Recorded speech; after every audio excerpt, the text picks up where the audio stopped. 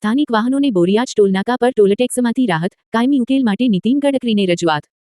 Bharatiya Janata party Navsari જિલ્લાના અધ્યક્ષ ભૂરાભાઈ શાહ અને નવસારી ધારાસભ્ય રાકેશભાઈ દેસાઈની અધ્યક્ષતામાં ટોલનાકા નજીક આવેલા આશરે 10 જેટલા ગામોના સરપંચોના પ્રતિનિધિમંડળે જિલ્લા કલેક્ટરને મળી બોરિયાજ ટોલનાકા પર સ્થાનિક વાહનો પાસેથી વસૂલવામાં આવતા ટોલટેક્સને બંધ કરવા માટે રજૂઆત કરી હતી. પ્રતિનિધિમંડળે રજૂઆતમાં જણાવ્યું હતું કે સ્થાનિક ગ્રામજનો રોજબરોજના અવરજવર માટે આ માર્ગનો ઉપયોગ કરે છે, જેના કારણે ટોલટેક્સનો વધારાનો આર્થિક બોજ સહન કરવો પડી રહ્યો હતો. આ બાબતને ગંભીરતાથી લઈને જિલ્લા કલેક્ટરને તાત્કાલિક હસ્તક્ષેપ કરવા વિનંતી કરવામાં આવી હતી. રજૂઆતને પગલે તાત્કાલિક સૂચના આપી સ્થાનિક વાહનો પાસેથી ટોલટેક્સ વસૂલવાનું બંધ કરવામાં આવ્યું હતું, જેને કારણે સ્થાનિક લોકોમાં રાહત અને ખુશીની લાગણી જોવા મળી હતી.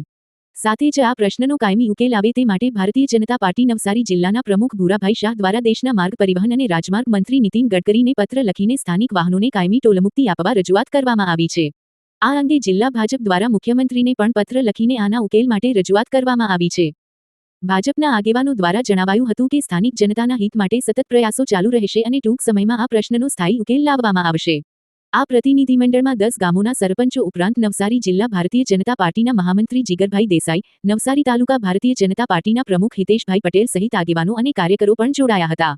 प्रजा हितैषी के Hindi Gujarati digital media platform से जुड़े रहने के लिए चैनल को सब्सक्राइब करें और देश विदेश की खबरें, कार्यक्रम और रोचक जानकारी, स्टोरी, ज्योतिष, योग, खेल, सांस्कृतिक कार्यक्रमों की न्यूज़ के लिए बने रहे हमारे साथ फेसबुक, इंस्टाग्राम, यूट्यूब पर जुड़ने के लिए धन्यवाद. अगर आप राजनीतिक पार्टी से जुड़े हैं और आप अपनी बात देश विदेश में पहुंचाना चाहते हैं तो आज ही राजभाषा हिंदी में डिबेट के लिए संपर्क करें. मीडिया संवाददाता रविंद्र अग्रवाल से संपर्क नंबर है 9979144721.